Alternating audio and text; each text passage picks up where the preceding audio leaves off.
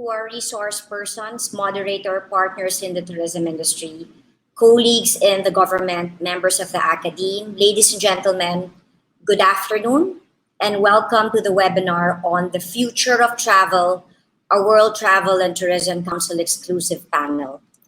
On behalf of the Philippine Department of Tourism, allow me first to extend our gratitude to the World Travel and Tourism Council, or the WTTC, spearheaded by President and CEO Gloria Guevara, for assisting the department in organizing this webinar.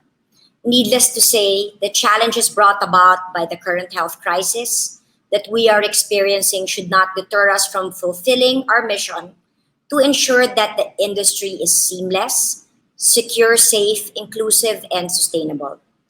This webinar serves as a platform so our stakeholders will be provided with a global outlook on the effects of the COVID-19 pandemic on the tourism industry, with hopes that we can educate our local players on ways to respond and recover from its wrath. For 10 consecutive years, we have seen a sustained positive trajectory of foreign visitor arrivals in the Philippines, even surpassing targets in terms of GDP contributions, revenue generation, and domestic arrivals. In 2019 alone, we have welcomed an all-time high of 8.26 million international arrivals, recording a 15% growth versus that of 2018.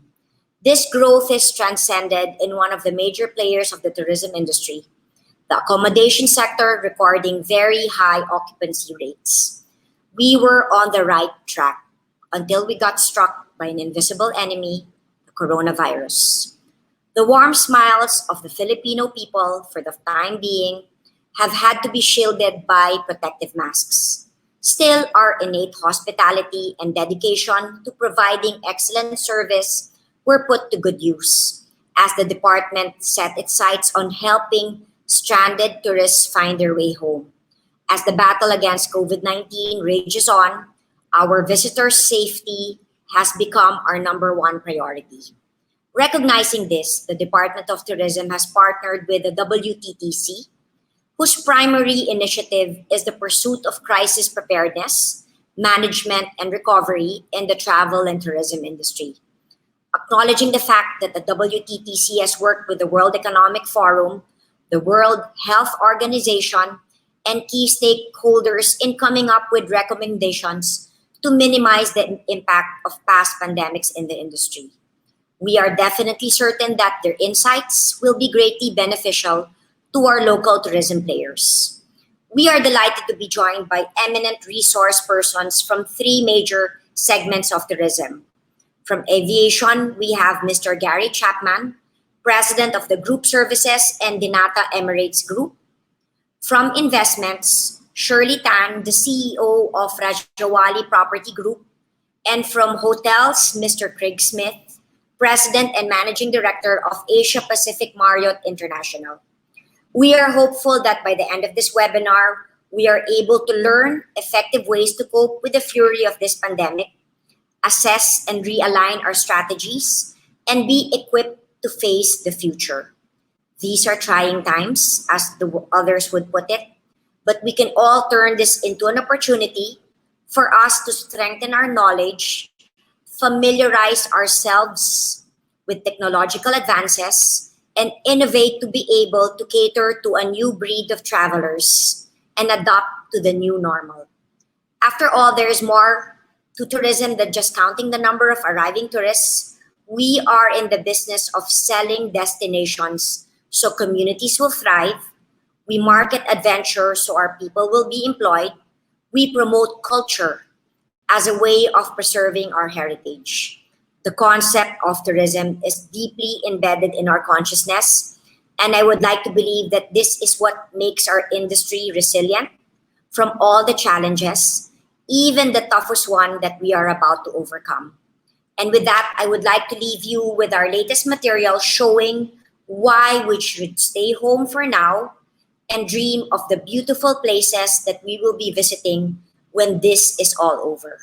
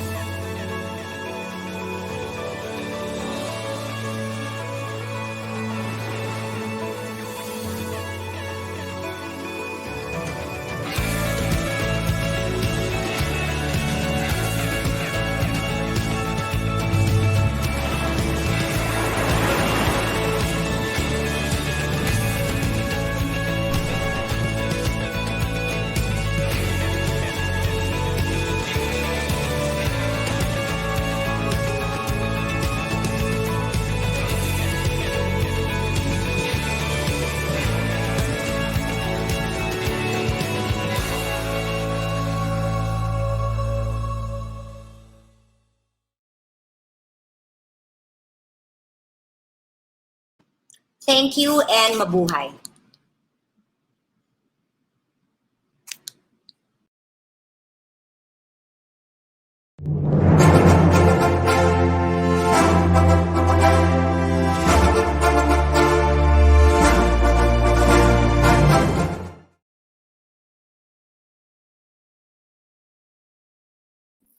Good afternoon, good morning from London. Great to be here. I would like, first of all, to thank Secretary Bernadette for her leadership and her words. It is a pleasure to be with you all today on behalf of WTTC and our members that are joining us and the members from around the world. It is great to participate in this webinar. We have a quick presentation, and I'm going to ask Jay to show the presentation so that we can walk you through what we see from WTTC, some of the challenges that we're facing, but most important, what's our path forward? If we move to the next slide, I would like to first thank the participants. Jay, can you move to the next, please? That they are joining us today. She already mentioned them. As you probably know, WTTC, the World Travel and Tourism Council, represents the global private sector. We have more than 200 CEOs from around the world that they're our members, 30% of them in Asia, 30% in Europe, and 30% in America, 10% in the rest of the world. We have representation from all the industries, airlines, hotels, OTAs, car rentals, cruises, every single industry. And this council was created 30 years ago to define the strategy for travel and tourism from the private sector, also to quantify the importance and the contribution of travel and tourism around the world. And the most important is to speak with one voice. We have a couple of members in Philippines, Eileen, that is joining us today, Clemente, also Antoinette Velasco, and of course, Shirley, Gary, and Craig, that they're joining us as well in this panel. One of the things that we do in WTTC, we move to the next, is for 30 years, next slide, please, Jay. 30 years, we have quantified the economic impact of travel and tourism around the world. We measure 185 countries, and this is the data from last year that we just released. We look at domestic, international, the contribution from both direct, indirect, and when you look at the chart below, you will see that for 9 consecutive years, travel and tourism has outpaced the growth of the economy.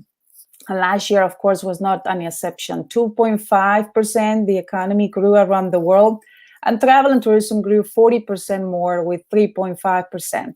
We contribute to 10% of the global GDP, employed 330 million jobs, which is 1 out of 10. But the most important number that I like from this chart is that when you look at all the jobs that they were created last year, from around the world, from all the industries, every single sector, all the jobs, 1 out of 4 were in travel and tourism. 1 out of 4. That's very important because this is a sector that provides the opportunities. This is the sector that is an engine for growth. And of course, more than 50% women, 30% youth, which speaks about the importance. Now, let's look at the Philippines. Let's move to the next slide, please. The secretary mentioned the growth, that it was very impressive last year. But I would say the last years, for Philippines, 25% is the contribution for GDP for travel and tourism. This is a very important sector for this country, and they have done an amazing job. When you look at the world grew in average 3.5%, Philippines grew more than double that number, 8.6%, which is very, very impressive. And that speaks of the leadership, the initiatives implemented, the public policies, but the most important as well is the partnership with the private sector, which is key for the growth. So great numbers, great success, and we will continue with this once we overcome the challenge that we're facing. Now, let's talk about the challenge that we're facing. If we move to the next slide, in WTTC, we have been quantifying the impact of what we're living. Of course, an unprecedented crisis. A little bit over 100 million jobs have been impacted, 2.7 trillion. This crisis, COVID-19, is has 5 times the impact of the worst crisis that we had before, which was the 2008 financial crisis. So as I say, totally unprecedented. And of course, our sector is very important, is big. And that's what we see also the impact. Moving to the next, please. You will see also that in WTTC, we do a lot of research, not only in the economic and impact and the jobs that we create, but also in different cases. In the case of a crisis, why it's important to look at the crisis? Because every single one is going to impact or has impacted travel and tourism. So for the last almost 20 years, we look at every single situation, and we had 90 different crises. And we produced this report that it was released last November, and you can download this from our website. We classify the crisis in 4 types: either political instability, weather-related, outbreaks, or crisis related with security and tourism. When we announce this, we look at the average timeframes to recover, the minimum timeframes to recover, but most important, the lessons learned. And I want to make sure that this is clear during this session. We need to learn from the past so that we don't make the same mistakes. And what do we learn, or what have we learned from the past? One of the things that we have learned from the past, for instance, is in the case of 9/11, that the coordinated approach is crucial. When governments implement measures or protocols without the input from the private sector, it takes longer the recovery. In the case of 9/11, for instance, the protocols for security implemented in every country around the world were different, and that created some inconsistency. But most important, it was very hard to gain back the confidence from the traveler, among other things, and that took 5 years to recover. So if you travel around the world, you will see that in some places they ask you to remove your shoes or to remove your phone. The protocols are not consistent. And that, as I say, creates a lot of confusion and a lot of frustration. Now let's look at 2008, which was a crisis that had a greater impact to travel and tourism. However, we recovered faster. Why was that? One of the reasons was because we use a platform and we have a coordinated approach. It was G20, the platform that it was used. And the ministers of tourism worked very well with the private sector, the financial sector, and we had a coordinated approach. We knew exactly what was needed, and they moved towards that direction. Now, every country didn't recover exactly at the same time, but it was in a coordinated approach, and in average, globally, it was 18 months. Now, let's look at the outbreaks. We analyzed 11 different outbreaks from the past. The first ones, it took us 34 months to recover, the last 10 months. Now, what was interesting is that SARS, MERS, and Ebola, for instance, we don't have a vaccine, and we were able to travel again. And why was that? Because we were able to isolate the sick people. This virus is different. We have a lot of asymptomatics, 80% actually. We don't even know they don't feel any symptoms. So, and the spread is very important. So that's why testing, contact tracing has been a huge difference. And the countries that have been doing a lot of testing, we have seen that they have been more successful isolating the sick people. So what we have learned from the past is that the collaboration between public and private sector is key. What we have learned from the past also is that let's look at the travel experience and let's try to add components of health instead of trying to reinventing a new experience. Let's look at the protocols. How do we make sure that we can bring that confidence back to the travelers so that they are consistent around the world? And let's use the technology also with the testing. So if we move to the next page, please, you will see that we have 4 recommendations that WTTC made during the last G20. And these are the 4 things that we need to move forward to overcome the current challenge. The first one is the coordinated approach to open borders, to remove barriers is crucial so that the airlines, they know when they can start flying to what destinations, so that the hotels, they know when they can open. We need to do this in a coordinated way. Yes, it's not going to be the entire world at the same time. We know that traveling will start domestic first, then regional, and then international, but it needs to be in a coordinated way. Second, we will have an experience before the vaccine and after the vaccine. Once the vaccine is ready and while it's spread, then perhaps we're going to be back to normal. But before the vaccine, we will have also a new normal.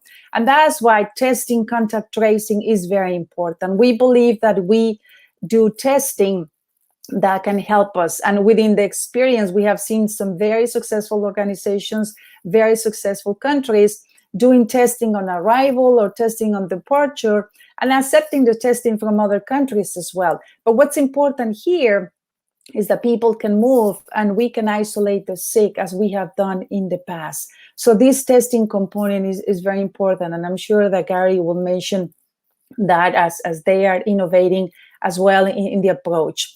I'll jump to the fourth point, which is that we need to continue having the support. We are in survival mode.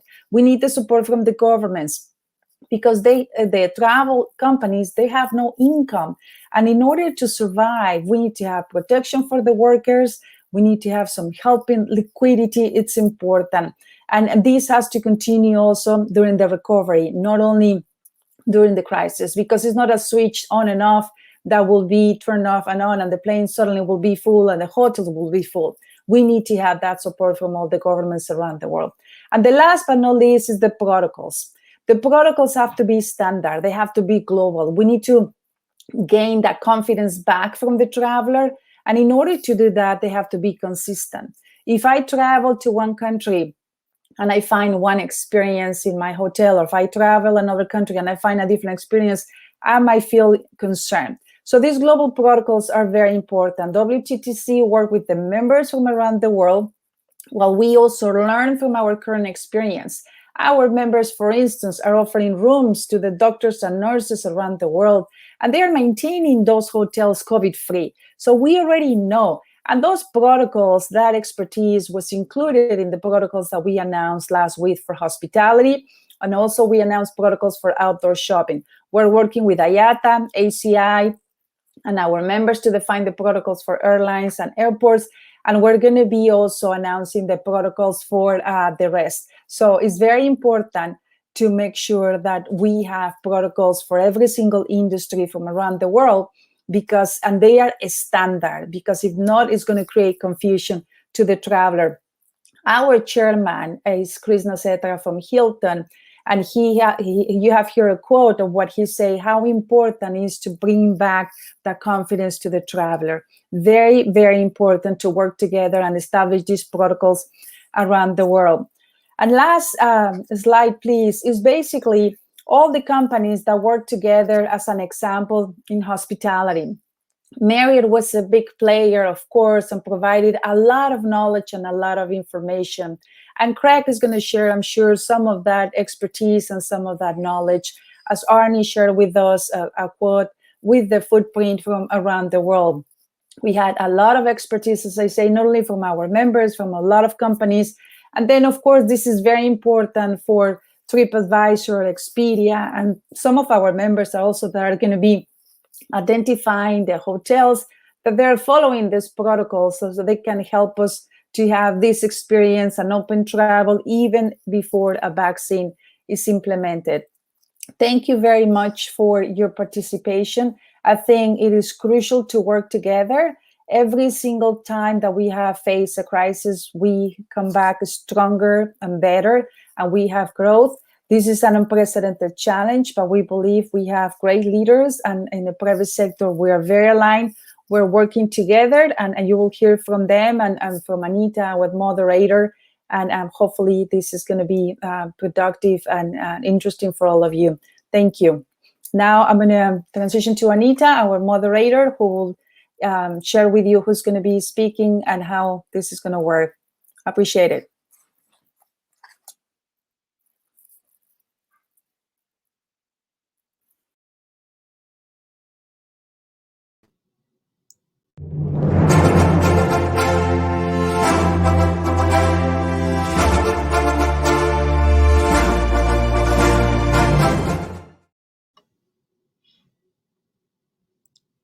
Good afternoon to all of our Filipino friends joining us in the Philippines. I'm delighted to be with you here from London, Mabuhay, and thank you for this great pleasure.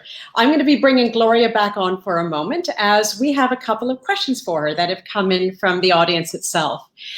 Gloria, firstly, thank you very much for the honor of being your moderator. You have been a tireless, invaluable leader during this time, and the difference you are making is clear. So thank you for bringing everyone together, and thank you for bringing us to the Philippines. This is quite special. A couple of questions for you. Some of our viewers would like to know, for all that we are seeing in the travel and tourism world being grounded, where is the first place you want to travel to once the windows, the doors, the borders, and the skies open up again? That's a great question, because I'm negotiating with my children as we speak. We have a long list of places. Of course, I want to go and visit my family in Mexico, but my kids also want to visit some other places. So we will see. I hope that things come back to normal and we can move to different places. And of course, Philippines is also on my list, that I'm looking forward to visit that in the near future. It's interesting you say that almost the heart is defining where we go next more than the holiday itself, but we can always combine the two. Second question to you, and this is a question from me. Again, this time has been incredibly challenging, and it's brought the industry together in many, many ways, and you've been instrumental in that. How has COVID-19 made you a better leader? Well, I think COVID we knew that we were exposed, and every crisis impacts the sector. What COVID is showing also is that we look after each other. And this is interesting in terms of collaboration. I have been very surprised with the different reactions. And from my case is that you always learn from everyone, right? And the opportunity to interact with and virtually with so many people around the world brings also an interesting perspective that despite the borders are closed and the world is smaller, we all are also eager to travel, and that's quite exciting. So I would say it's an interesting experience, and I'm the optimistic side. So I think we will overcome the challenge and come stronger. But it's very important what we do right now, and our ability also to influence others, such as governments, to support this sector and the jobs, millions of jobs around the world, I think is crucial. So I think that's basically what I think I've learned also. Indeed. And as usual, crisis has exposed the invaluable role of the travel and tourism ecosystem in keeping economies alive, and not just for the purpose of the travelers. Interesting question is just snuck in under the wire. You speak about collaboration, which is critical, and the concept of green safe corridors. Can you please explain that and how you see that as almost the next normal as we move into the new normal? Yes, that's a very good point. We believe that the recovery is going to be first domestic, and then it's going to be regional, and then international. Within the regional phase, perhaps a full country might not be, let's call it COVID-free or a green country. And perhaps that country has some spots that they are ready with protocols, with initiatives implemented and standards in order to receive travelers. So we will see some corridors happening either among countries or either within big cities. For instance, what we heard on case of New Zealand and Australia, that what they call that bubble, that is going to be a green corridor. We're seeing another one being defined as we speak in some countries in Asia, that perhaps is going to include South Korea, Japan, Singapore, perhaps Philippines and others, Thailand. Then we see the same situation with Dubai or the Emirates, that they have done a great job also containing the spread, and some other countries in Europe, for instance, or in Asia, or here within Europe. I hope that it's going to be the entire EU, but it seems more likely that it's going to be 2 or 3 countries at the beginning creating these green zones, and then it will grow. But what's important is to do this in a coordinated approach, so that tour operators, travel agencies, the airlines, we know when things are going to open, and we can start promoting that, and we can work together in order to recover and bring those jobs back. It's a lovely point you make, because it's not just with your protocols and the standards you're putting in place. It's not just across the experience chain, it's across governments. Yeah. So that mobility is accelerated without any protocol bottlenecks. Thank you again for all the work that you're doing. Thank you for bringing the WTTC to the Philippines and the world. And we look forward to your participating in the next hour and a half, even if it's as a participant. But we'll keep an eye on the chat if you want to engage. But again, thank you for your leadership. And thank you for being with us today. Thank you, Anita. Thank you. Looking forward. Thank you.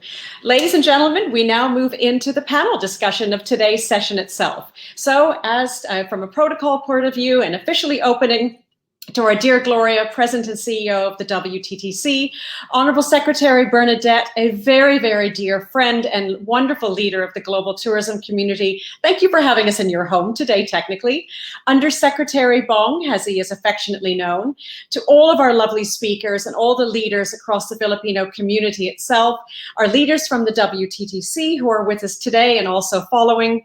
Ladies and gentlemen, joining us from across the world, once again, mabuhay. I'm honored to be with you all, and it is a joy being back in the Philippines. It is, as many of you know, one of my favorite places in the world and a place very close to my heart. While these webinars have become a daily investment of people's time, this one's going to be a little bit different. For the next about 50 minutes, we're going to be looking at insights from people in terms of how are we actually advancing in terms of tourism recovery and rebuilding, and what is the stages of the next normal, as the new normal is going to be, as Gloria is saying, very much phased. We're going to be looking at tourism from the point of view of accommodation, air transportation, and tourism investment. That is how we will spend approximately the next 45 minutes. But let me explain how this is going to be done, because this is very different from the point of view of, we know that we do the webinars, but we've got great speakers who are going to be doing it in a specific way. We have 3 speakers. Each of them will speak to approximately 8 to 10 minutes. I will then ask them all one question. We'll then move to the next speaker. And then we'll go into the open Q&A. We expect that to be about 20 minutes. Importantly, I've asked all of our speakers to make sure that they keep their addresses down to 2 minutes each and make sure it's tweetable. We all know how strong the Filipinos are in terms of engaging socially. So let's get those sound bites out there to really share the insights. But also importantly, we're in the Philippines. So dare I say, I invite all of our speakers to enjoy the time, because as we all know, even when it comes to webinars, it's more fun in the Philippines. So let's begin. We're going to start firstly with Mr. Gary Chapman, one of my favorite people in the aviation community. He's the President and Group Services Director, President of Group Services in Donata, the Emirates Group, an airline that's actually taken me many times back to the Philippines. And I'm going to hand the floor over to him. So we're going to bring Gary up now, and then it's all over to Gary for the next 8 to 10 minutes. I think it's first to set the scene a little.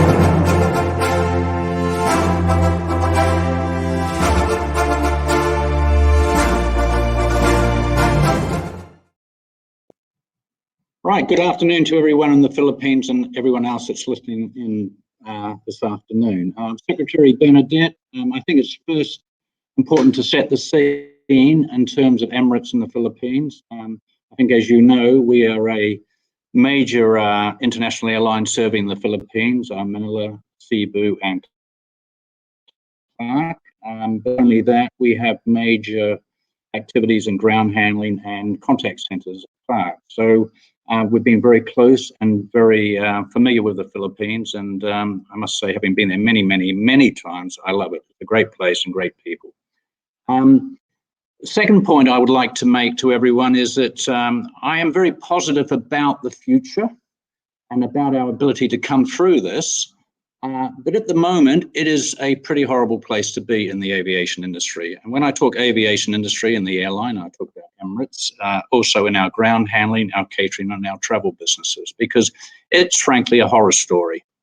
And we like to look at the future and try and plan for the future, but the first thing you've got to remember is that you want to make sure you're still standing and you're able to take advantage of the future.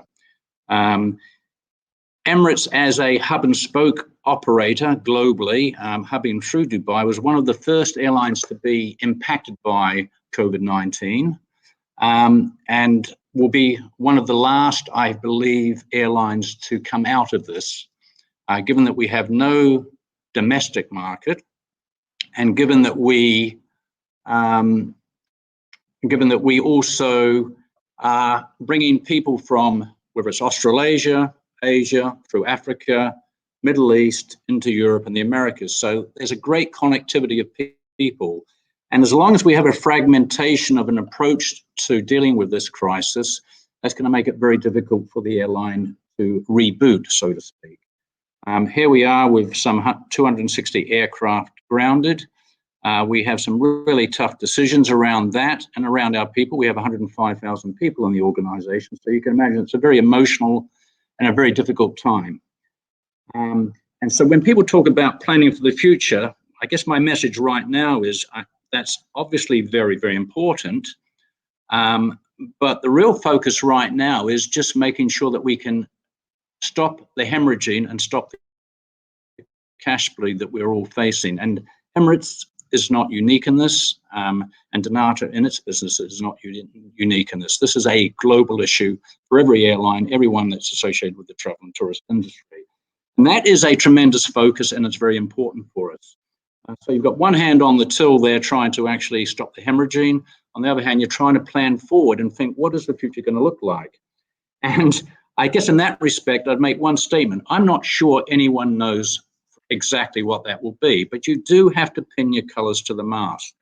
And what I have seen in the last weeks is that as this progresses, I guess we become a little more pessimistic in terms of we make our forecasts and our predictions and looking at how we think the market and aviation is going to open up again. And it tends to be moving more into a worst case scenario as we go along. And we have taken the view that we will probably not get back to pre-COVID-19 activity levels for a period of 3 to 4 years. Now, you may say that seems very pessimistic, but I think you've also got to remember that it's not just about the recovery from this crisis, but you also have the mother of all recessions out there that are going to follow it. There's going to be a lot of people unemployed. There's a lot of disruption that's going on. So we're kind of thinking that this could be a 3 to 4 year recovery program for us. We think that any recovery will be patchy and erratic. And you may say, well, why do we think that? And I think it's because the very things that Wttc and people like Gloria and other, I guess, people of influence are trying to drive, and that is the need for a consistent and clear standard. That is a challenge, and we have to fight for that, and we have to drive hard for that. But knowing the way that the world works and knowing the way that politics work, I think there is a risk that we will get different things happening in different jurisdictions. And what you're going to get is, whilst aviation may be open and countries may open up to aviation, the risk is they open up with a set of conditions which make it uneconomic for the airline to operate anyway. So you have a real chicken and egg. There is a risk and a fear that they will make the experience rather unpleasant. You could compare it to maybe going to a dentist for a root canal and finding that you're not going to have any anesthetic. And if that happens, it's not actually so much the concerns around the medical thing, which could be controlled, but it is about what is the experience going to be like before people are prepared to start to travel again. And again, the key comment that Gloria made was one about giving the public and giving the traveler confidence that they're going to be safe, and confidence that the experience is going to be one that is actually that they can deal with. And I think that is a real concern. Until you get 100% testing in the short term, 100% accuracy in testing, and say a health passport adopted, I think we're going to struggle. Until we get the vaccine, of course, and the risk of these 14-day quarantines, no airline will be able to operate commercially into an environment where there are 14-day quarantines. That is the death knell of the industry, of the airline industry. So I think there are lots of challenges out there. And as I said, everyone, when you try and think forward, what's it going to look like? I don't think anyone really knows, but we have to fight to try and deal with this and get the right standards, the right consistency, and pragmatic solutions. And it will be a different world. And it will be different it could be different for travel and tourism in general. It's interesting what's happened with this shutdown that's gone on globally, and you look at the environment and how now people are saying, gosh, look at this. This is like winding the clock back. I can go fishing in the canals of Venice, for example. So is that going to change people's approach to travel and tourism and how they're going to perceive this? Is that going to elevate even more, perhaps quite rightly so, the environmental concerns. But I think also the geopolitical thing is going to change quite a bit. Now, if I give you a couple of examples, if you go back to when Emirates was formed in 1985, we formed because the then prevalent airline Gulf Air said it was going to remove air services from Dubai. Dubai's whole infrastructure, whole strategy is around travel and tourism. So if they were going to lose air services, what did they do? They went and formed Emirates. And that was really the demise of Gulf Air as the prevalent carrier in the region. And that is a change that doesn't go back. So there's an example of how things can change and how a situation or a threat of a crisis can trigger a permanent change. Another example here, very regionally, would be the blockade of Qatar. Qatar used to import all of its goods through Jebel Ali port.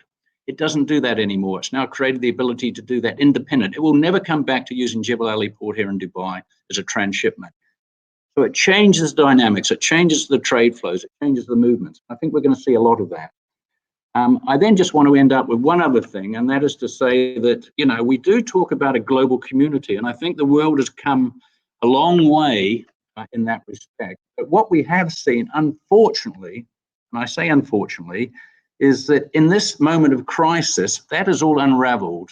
And we've had every country and every national looking after their own, and almost, it's been a question of only the nationals of a particular country can be looked after in the right way. And it's really polarized behaviors and polarized positions. And we're seeing, so at the moment, I think we've gone backwards in that respect. And so I will just finish with one point.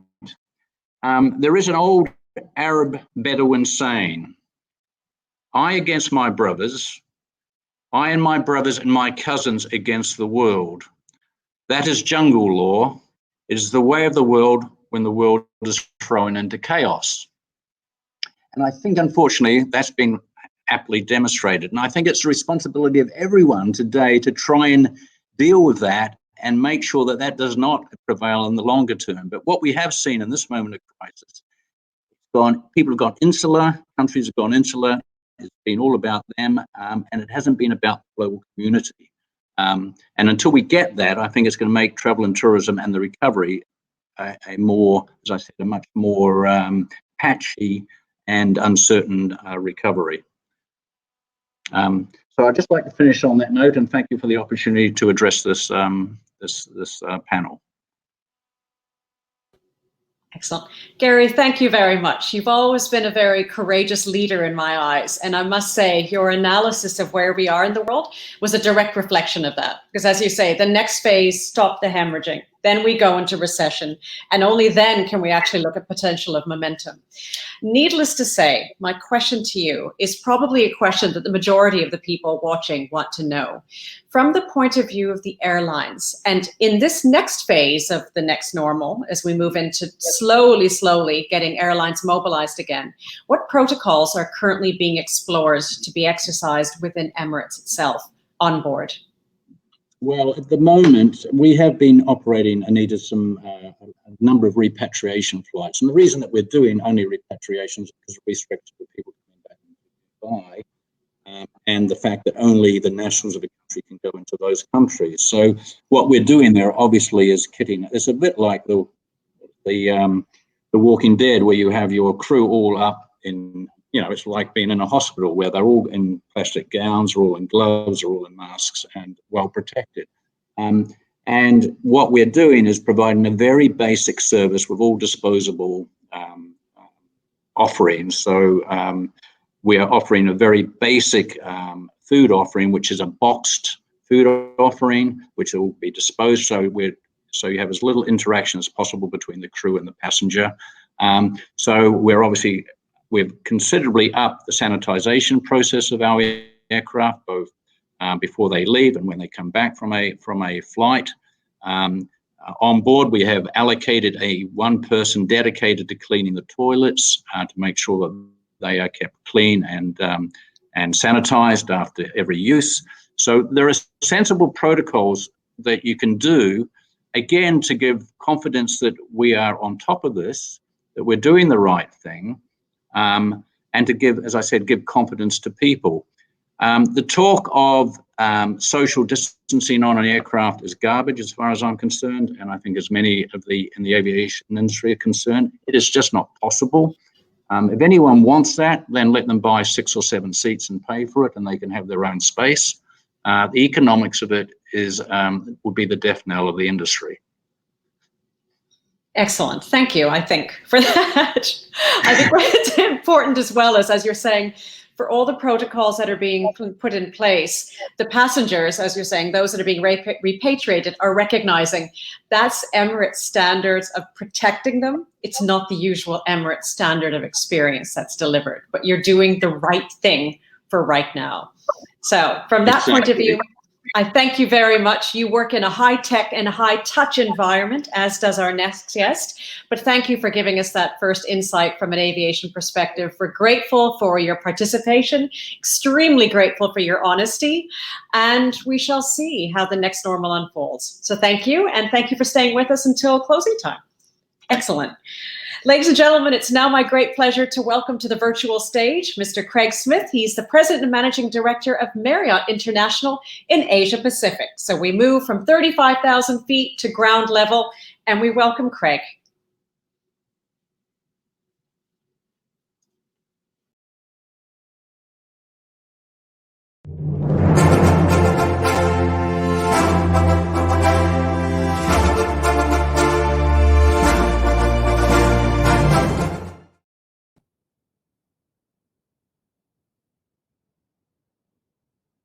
So thank you, Anita. Thank you, Madam Secretary. Gloria, it's a pleasure to be here today, this afternoon, and especially to address everyone from the Philippines. I have to tell you, we are very impressed with what's happened in the Philippines over especially the last 5 years. We've been very bullish about the Philippines. We continue to be very bullish about the future of the Philippines. We have 6 hotels today in the Philippines, and we have 21 projects actually that are signed and under development at today, and we continue to develop more. So I think that should show Marriott's commitment to the Philippines. What I'd like to talk about today and give you a little insight is where we've been, where we are now, and what we're seeing, and then again what we see as the future and what will change. And I have really 3 main messages for you. The first one is that there's stewardship, and that you need to refocus the people that work for you during a crisis. The second one is that we will recover, but we're going to recover in segments, and we're also going to recover in different geographies. So piece by piece. A little bit along the lines of what Gloria said, that it's going to happen across different geographies and different segments, piece at a time. And the third message is that travel will change, and there's going to be a new normal, and how do we adapt to that and get ready for it? So going to stewardship, one of the things I've learned, I've lived through tsunami as a general manager. I've had hurricanes, I've had bombings, I've had a ton of disasters and crises throughout my 32-year career. I don't know if I'm bad luck or just it seems to hit me, but I've learned a lot. One of the things I've learned that's very important is refocus the people that work for you during a crisis. It's very easy for everyone to sit around and think, what about me? And it's to get depressed and think about what's happening. And so what we did is we took our associates across Asia Pacific and we tried to retask what they were doing. And we looked at our focus groups. And so we were very proud to see in Wuhan that we filled all 5 hotels up with emergency workers and medical workers, and we had our staff take care of them. And they were very proud to do so. We had many staff members, an example would be in Suzhou, China, that left the hotels and they went to factories to make masks, which were in dire need at the time. And then there's other places like in India where we provided 30,000 meals just in one city alone to people who need the meals and can't get out. And we feel good about what our associates have done. And more than anything else, it's given them a sense of purpose. And people that are in this industry, and I think the Philippines is a place that not only is known for its warmth of its people, but they've also exported that talent to the rest of the world. And taking that talent and refocusing it on people in dire need at this time has been very important. As far as our clients go, we have the Marriott Bonvoy as our loyalty program. And what we did is we went back and we extended the benefits for longer periods of time. So an example is if you were a platinum member but unable to travel this year, then your platinum status would be extended for another year. And we've extended most of the benefits to make sure that our clients can redeem them when it's time to travel once again. And then lastly, probably one of the most important things is we kept track of all our stakeholders. And I think that's important for all of you. And sometimes to label them out, write them out. We have our CEO, Arnie Sorensen, almost starts every single conversation which we have with him once a week, talking about our associates, our clients, our owners, and our shareholders. And the fact that we have an obligation to meet the needs of all four of them and make sure that we balance those needs as we go forward. And doing that involves being very transparent. So transparent with the people that work for you, transparent with your clients, transparent with your partners. We have great partners like Rajawali, and Shirley knows. Our job is to make sure that we're transparent on what's happening and what we see in the future. And then, of course, with our shareholders who will hold us accountable for our financial results.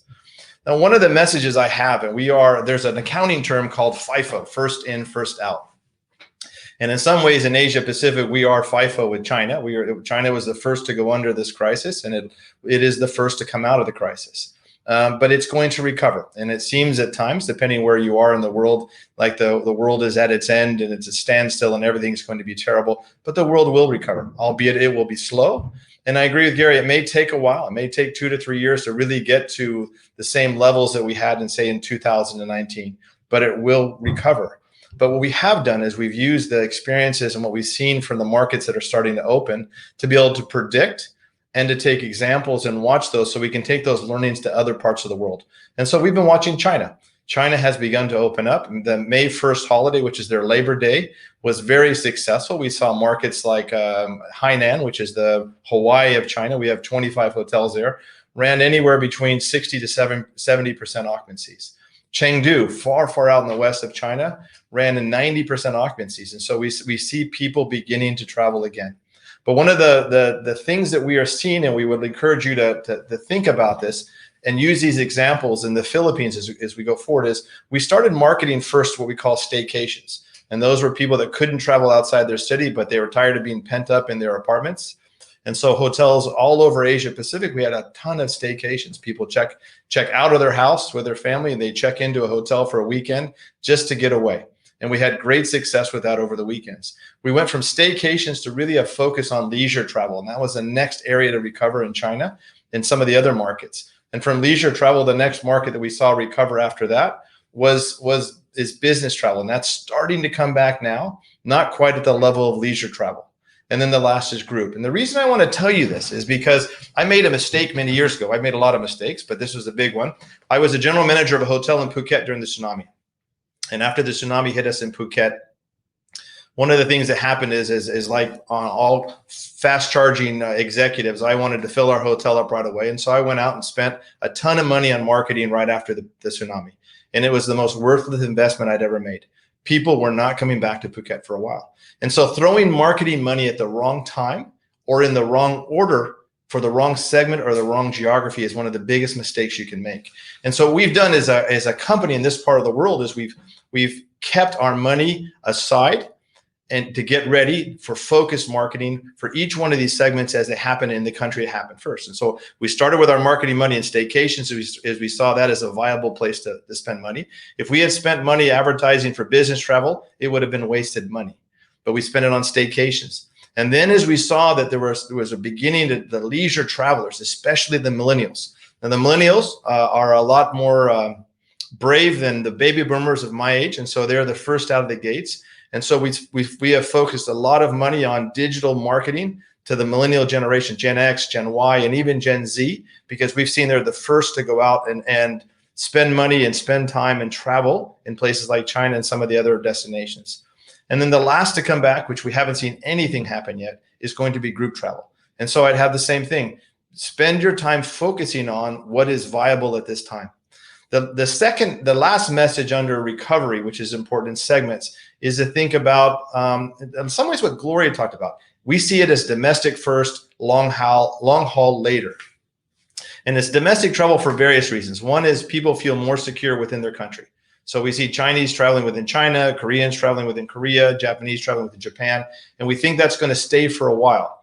And then what we see happening is there's going to be cross-border deals, almost like trade deals that we saw in the past. So just as you had trade wars between big countries, I won't name any of them, you will also have, I think, maybe some cross-border trade deals and cross-border trade wars between countries. We saw this when we first went into the crisis, that country X said, I don't want anybody from country Y, and country Y said, I don't want anybody from country X.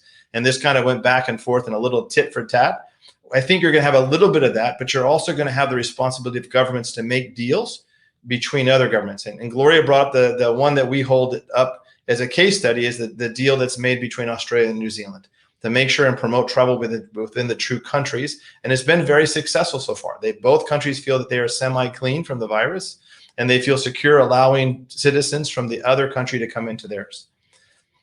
Travel is going to change. And I think one of the things that you're going to find about travel changing is there's going to be a little bit of new normal. Now, eventually, I think you're going to find that people have a little bit of amnesia. So don't take it too far.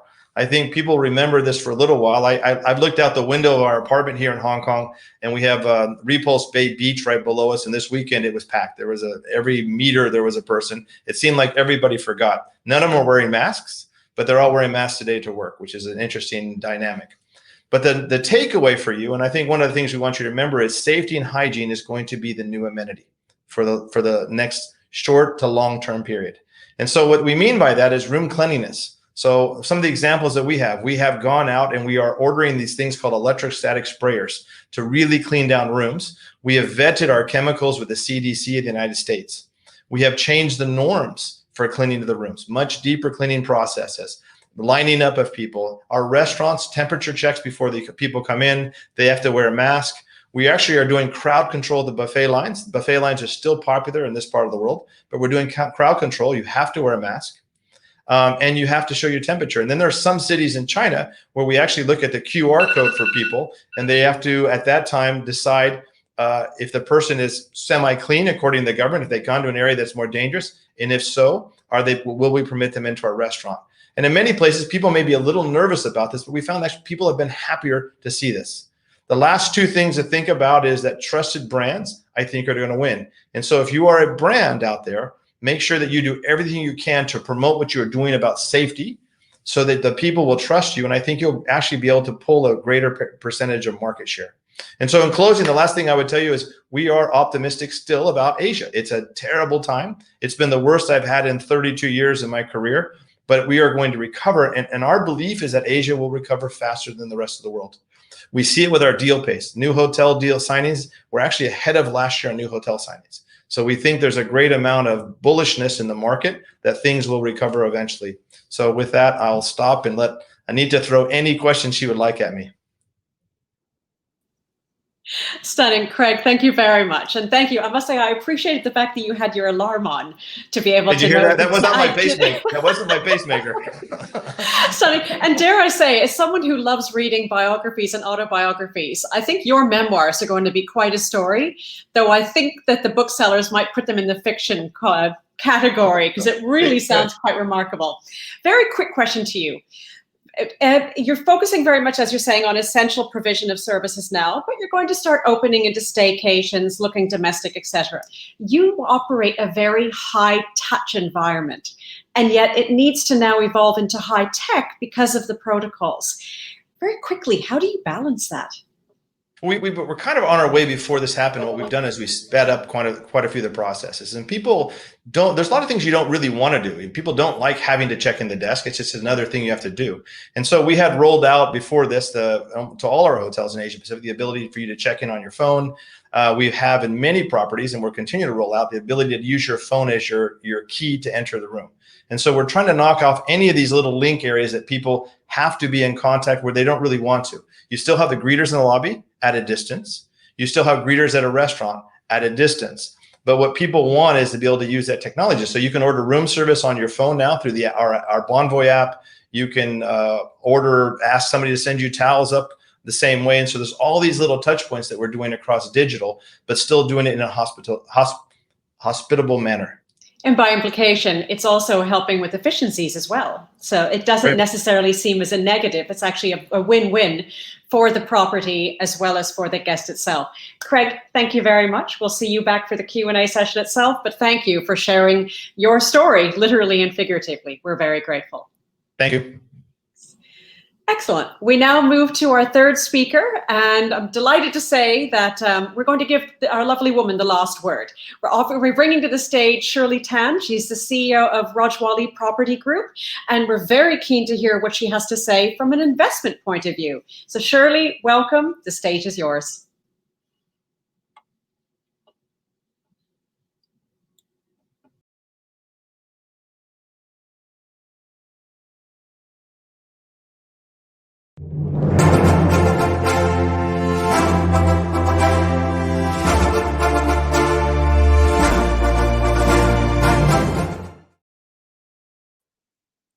Well, good afternoon, everyone. Thank you, first of all, to Gloria and WTTC for bringing us to Philippines.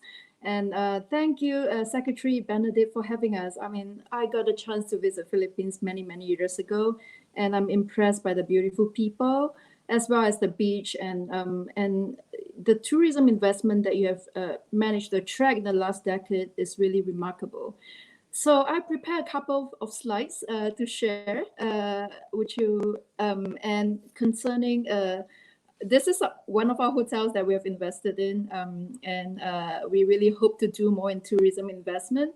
And Craig has said that I have to put up one of my hotel pictures. There's it's a St. Regis. And shall we go to the next slide? So for a decade post-financial crisis, global hotel investment are really healthy and robust, and it's driven mainly by four factors. I think Gloria covered that. One, that the tourism GDP growth is really above other GDP growth.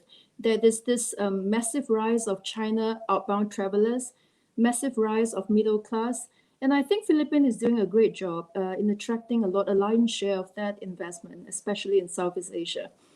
And there are other factors that's driven this robust trend in hotel investment. First is this increased liquidity and record level dry powder, and this really low interest rate environment, and that gives a lot of institutional investors the pressure to deploy capital, given that cash is generating very low yield. So you can also see that with that, the global hotel investment landscape has changed quite drastically over the last 20, 30 years. And institutional investors, sovereign wealth funds, private equities, those that is very much focusing on yield or REITs are taking more than 60% of the current investment landscape. And then the others are like high net worth individual corporate owners.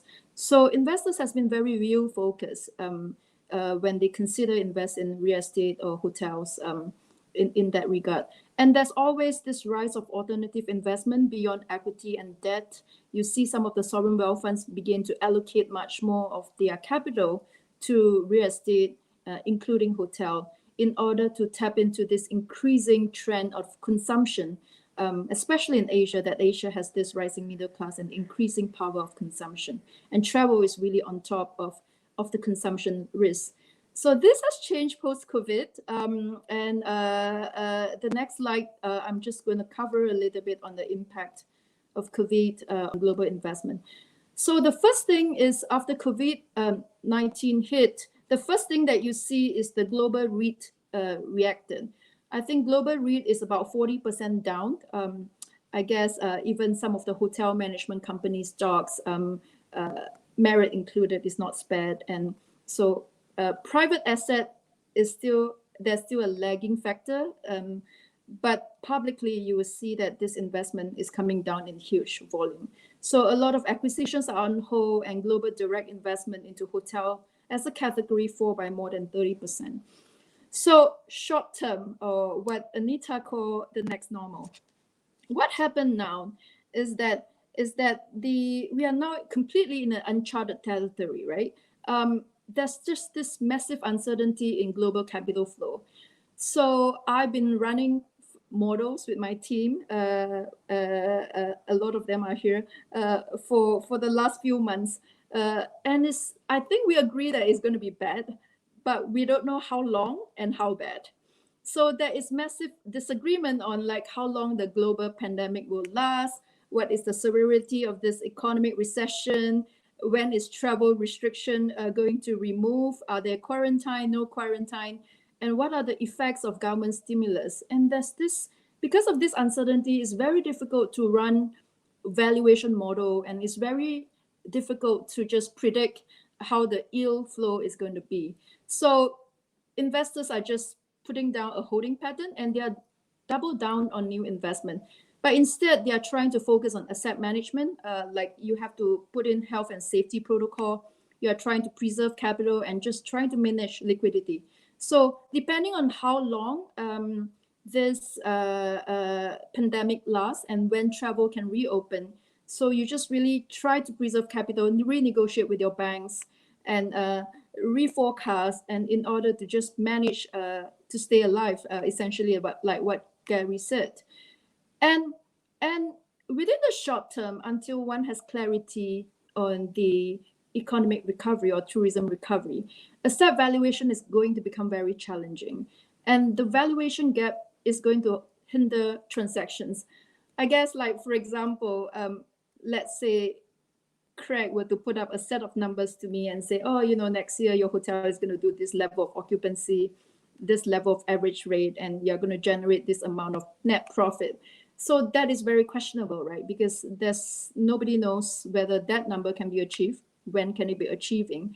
So it's becoming very difficult to forecast, and therefore very difficult to value an asset. And so this may hinder transaction in the short term. And I think for every single government, one of the ways to build confidence with FDIs is that I think there should be shifting of priority in terms of attracting FDI, but rather to see how to support assisting international companies that's already investing in your destination.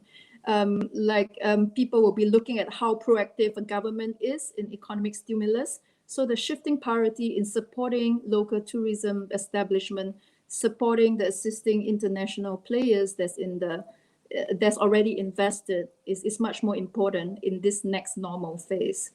The next slide, I'm going to talk about the new normal, and which is more long-term wise. What is optimistic for me is to see this increased collaboration between private sectors and government to really accelerate tourism recovery. And I really wanted to congratulate Philippines and Secretary Benedict for your leadership in leading this conference.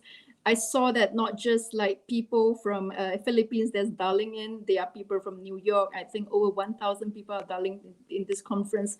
So there's this need to come together as a travel community to talk about how to travel safe, what are the hygiene protocols, and how can we be more targeted and specific and also strategic in our promotion activities.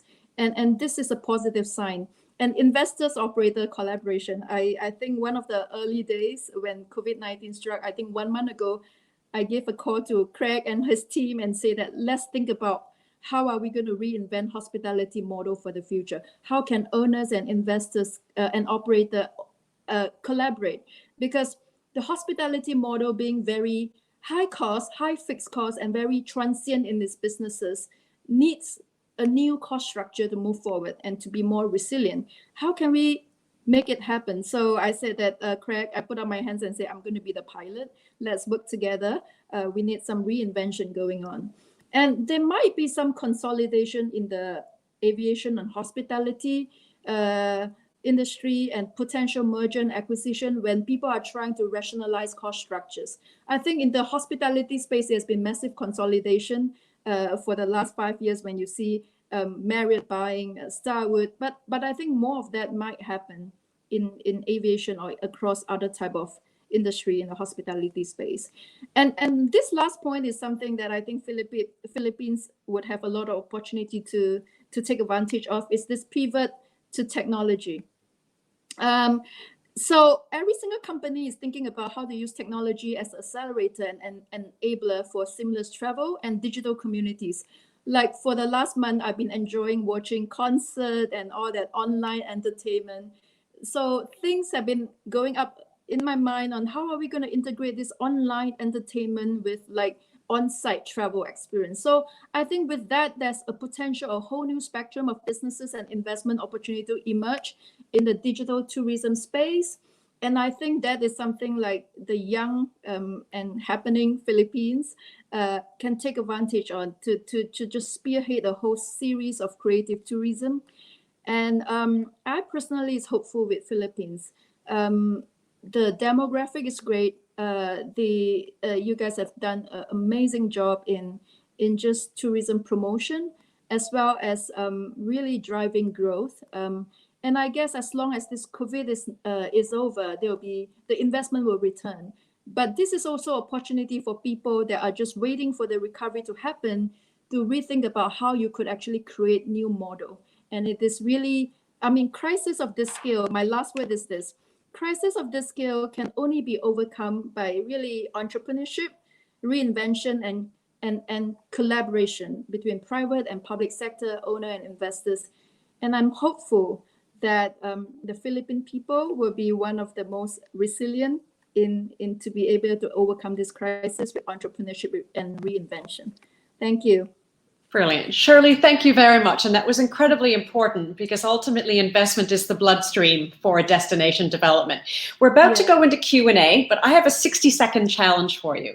Can you please tell us in 60 seconds, and this question that came in from one of our viewers, how do you expect hotel design to start to change as a result of what we're experiencing with COVID-19 and its impact on the experience? 60 seconds, go. Yeah, I think in the short term, what you're going to see is going to be more social distancing. So space planning is going to be very incredibly important. And we are looking at technology to make sure that the hotel is not overcrowded over time and in specific time. And at this moment, for people who has villa and more sparse product, or especially in resort location in Philippines, there's incredible opportunity to create unique destination dining experience that allows people to have their privacy in a space without overcrowding the destination.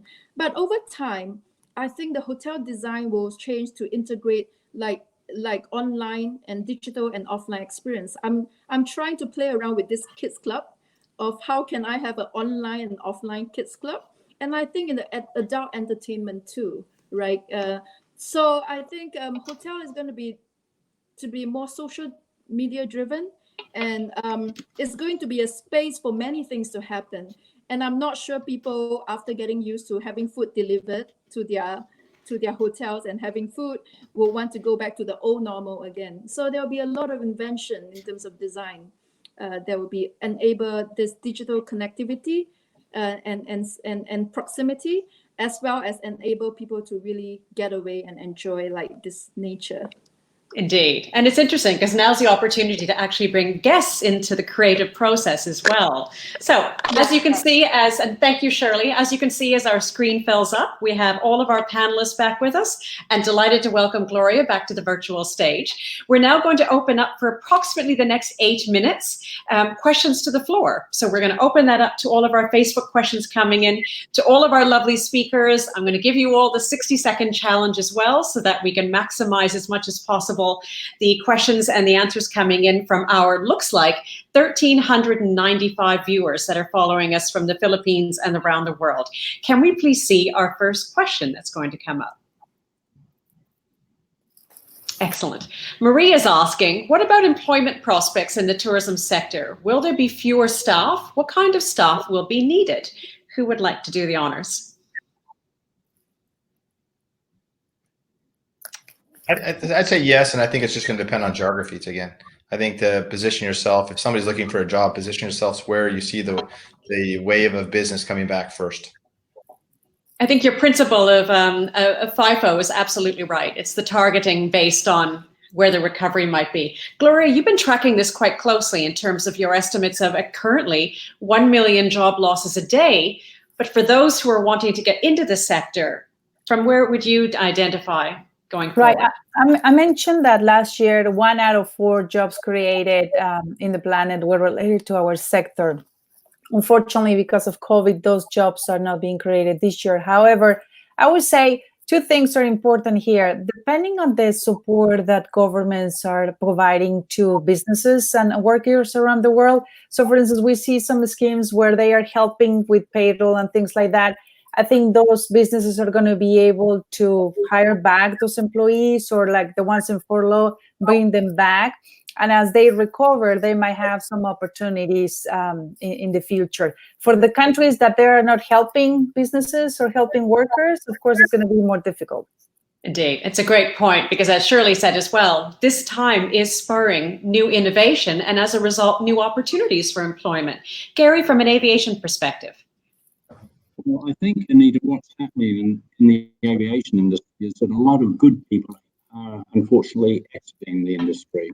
And I mean really good people. This is not just about poor performers. There are deep cuts going on all across the industry. And I think that expertise and that knowledge, it's a real shame that it's been lost. the moment. But I do, I think the view is that when things do pick up, they will be the first in line to come back into the industry and would be most welcome. And I think that's the right thing. So, and again, I'm a great believer that skills are very important, but attitude is a big driver. And people that are prepared to deal with this and deal with the changed world are the ones that will come through this stronger and better, and will contribute to the success of organizations and themselves. So it is sad to see what's going on in the industry right now, but as I said, we will bounce back, and those fantastic skills and capabilities that have been lost right now, they will have opportunities. Lovely. It's true. It's hard, but there's reason to be hopeful, because ultimately now is a time for people to upskill themselves independently if they are in that position. Shirley, very quickly, from your point of view, what's your assessment on employment opportunities going forward? I think in a way whereby there are certain jobs when people are trying to find efficiency and rationalizing fixed costs, certain jobs will be lost, and where companies will try to find that efficiency. But again, there's a lot of other jobs that will be created, definitely in the digital space, in the security space, in the hygiene space. And I think with that, I think people need to be resilient and truly find this time to reflect what are they good at and reskill to match their passion going Absolutely. forward. Brilliant. I think we went around the entire world of panelists, mainly because this is such a critical question and main concern for a lot of people. Interesting questions that's come through from one of our speakers, or one of our audience, asking, in Milan airport, the testing from a protocol perspective, the idea of getting people tested on the way in and out to be able to avoid the quarantine measures, is that a viable proposition? Well, you will have different answers, but what I can tell you is that we are not in favor of the 2 weeks quarantine, right? Like, for instance, the fact that they say that you're going to travel to Spain, you're coming to London, you have to isolate yourself for 2 weeks. Perhaps that was helpful at the beginning of the lockdown. I don't see that right now as a good measure. I have seen, for instance, in Iceland and in some other countries where they perform a test. If you test positive, then you are isolated. But if you test negative, they give you an app for contact tracing. Now, very important, what kind of test is that? We are working with some experts, and there's some test that is saliva. It is 15 minutes result, and it does not impact the experience of the traveler. I'm in favor of that. I'm not happy with the test that you need to get blood and it's complicated and you need doctors and nurses and all of that. No, it needs to be a test that says saliva is 5 minutes to do the test. You get the results in 15 minutes, and then you can isolate that person. And the more tests that we do, and then combined with contact tracing, that will help us to isolate the sick people. Indeed. And by implication, the efficiency of the testing as well will be strengthened the more we do it. Excellent. Do we have another question that's come through?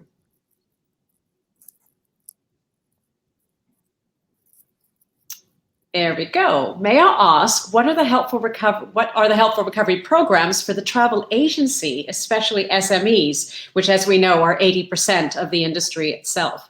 Who would like to take that? Well, for the travel agencies, let me tell you two things, because this is a domino effect, right? And I think Gary mentioned that. Right now, the airlines are suffering a lot, but big hotels or cruises or lot companies. But if one big corporation goes under, the hundreds of thousands of SMEs impacted are significant. So that if an airline doesn't survive or a cruise does not survive, the travel agencies are going to have a lot of issues. So for travel agencies, I would say, let's hope that, through the support from the government, use this time, as they say, to try to learn from the new corridors, how this opening is going to happen, and also the protocols in place, and they have to weather the storm, and hopefully at the right time they will survive, and we can concentrate our efforts in leisure, as Craig mentioned, and staycation, leisure, and then of course business. So that if they only sell business, I would say learn to sell leisure for now as well. Diversify. And I think to the point of there is no going back. Gary, please. Yeah, sorry, just to add to that, I think one of the issues with the travel agents and the airlines is they have been sitting on cash of customers. And that's fine while the model keeps churning. But the reality is airlines would balance sheets with a lot of cash have now found out that it's not really their cash because they haven't actually flown. And therefore, you've had this issue about refunds and the difficulty of refunding. All of a sudden, you realize the cash that you had in your balance sheet isn't even yours. The same has happened to the travel agents who may have taken a deposit or money from a person who is going to travel in the future. They may have paid that over to an airline or a hotel or whatever for the booking. And you've got that whole chain reaction of cash that's got to go through the process. You've got legislation for travel agents, which in many countries says it's got to be repaid within 14 days, but they're not getting it back from the airline within the 14 days. So the knock-on implications. No one can be a bank in that because no one's big enough to do that. So I think what it has revealed is that this knock-on and how it's all connected, there are some flaws in there as to how this goes forward in the future. And maybe, do you need trust accounts? Do you need some other way of isolating this money to ensure the integrity of it? It's fine to have guarantees and other things. I know that credit cards can act as a buffer to that, but then they want collateral in it. So it is a pretty messy situation. Indeed, the complexity is profound, and it's showing us that there is no old model to return to. We have to redesign the model going forward. Now, I'm very conscious that I have a very, very slight window of time, and I think I would normally say Gary's running off to catch a plane, but that doesn't qualify right now.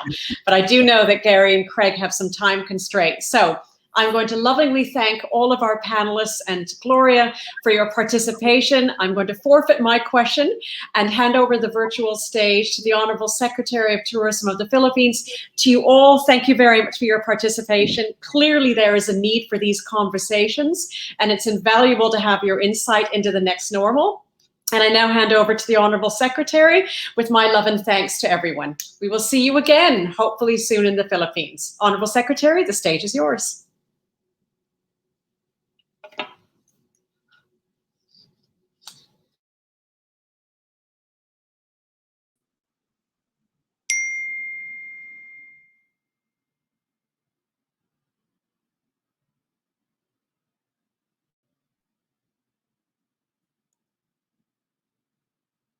Hello. Yeah.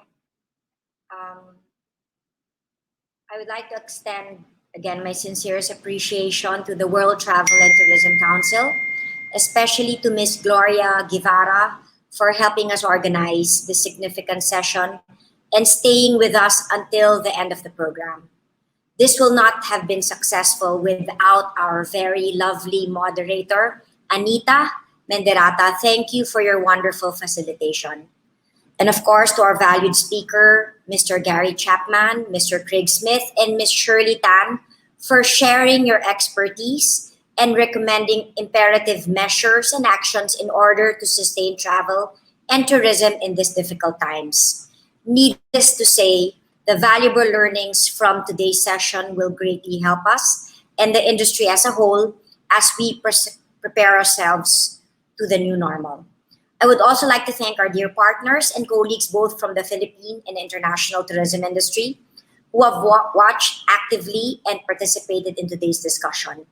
Finally, I would like to recognize the people who worked hard to make this webinar, the hardworking men and women of the Philippine Department of Tourism, Undersecretary Benito Bengzon, and of course, Tourism Promotions Board COO Tonette Velasco Aliones. Of course, also to Nigel David of Wttc. A special thanks also to Exlinkevents for the excellent technical arrangements. Rest assured that we in the Philippine Department of Tourism will continue organizing learning sessions like this as we commit to provide our stakeholders with vital information and updates. So we will all adapt to the changes and developments happening in our industry.